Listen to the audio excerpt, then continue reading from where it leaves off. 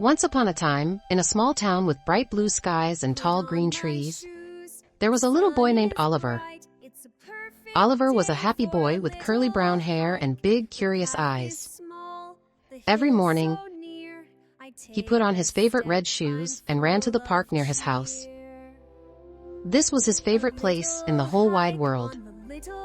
The park was full of wonderful things. There was a big pond with tiny fish that made ripples on the water. There were tall trees with birds that sang sweet songs. There was soft grass that tickled Oliver's toes when he took off his shoes.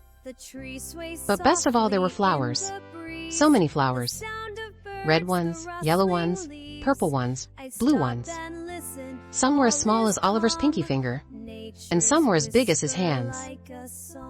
Oliver loved flowers more than anything else. He loved how they smelled, how they felt, and how they danced when the wind blew. Every day, he walked through the park looking for the prettiest flowers to pick. He picked daisies and held them up to the sun. He picked tulips and giggled when their petals brushed his nose. He picked little white flowers that looked like tiny stars. As he picked, he always made sure to be gentle. He never pulled too hard. He never picked too many from one spot. Oliver had learned from his grandmother that flowers needed care, just like people. If he picked all the flowers, there would be none left for the bees and butterflies. So he made a little rule for himself. He would pick only a few and leave the rest to bloom. One day, as he was skipping through the park, he saw something very special. A little caterpillar was crawling on a bright orange flower. It had a soft, fuzzy body and tiny legs that wiggled as it moved. Oliver watched it for a long time. He wondered where it was going. Was it looking for food? Was it looking for a place to rest? Then, he remembered something he had learned. Caterpillars turn into butterflies. Excited, Oliver decided to leave the orange flower right where it was. He wanted to come back every day and see what would happen to the little caterpillar. And so every morning, he ran to the park, picked a few flowers, and then visited his caterpillar friend. He watched as it ate and grew bigger.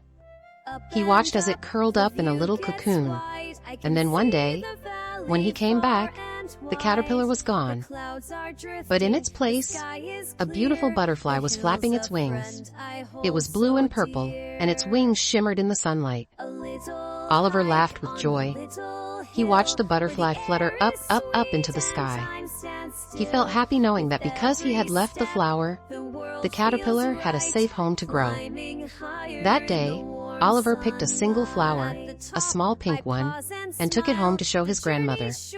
He told her all about the butterfly and how he had waited and watched.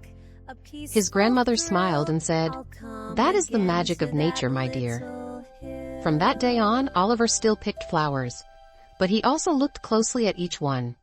He watched for little bugs crawling, for bees buzzing, and for butterflies resting. He learned that every flower was a tiny world full of life. And sometimes, instead of picking a flower, he just knelt down, smelled it, and let it stay right where it was. As Oliver lay in bed at night, he dreamed of fields full of flowers, of butterflies flying high, and of all the tiny creatures that lived among the petals. And when the morning sun peeked through his window, he knew just where he would go. To the park, where the flowers danced, the butterflies fluttered, and a little boy's heart was always full of wonder. And so, Oliver's days were filled with colors, kindness, and the beauty of nature. And in the quiet of the night, the flowers in the park rested, waiting for the little boy with the red shoes to visit them again. The clouds are drifting, the sky is clear, the hill's a friend I hold so dear. A little hike on the little hill, where the air is sweet and time stands still.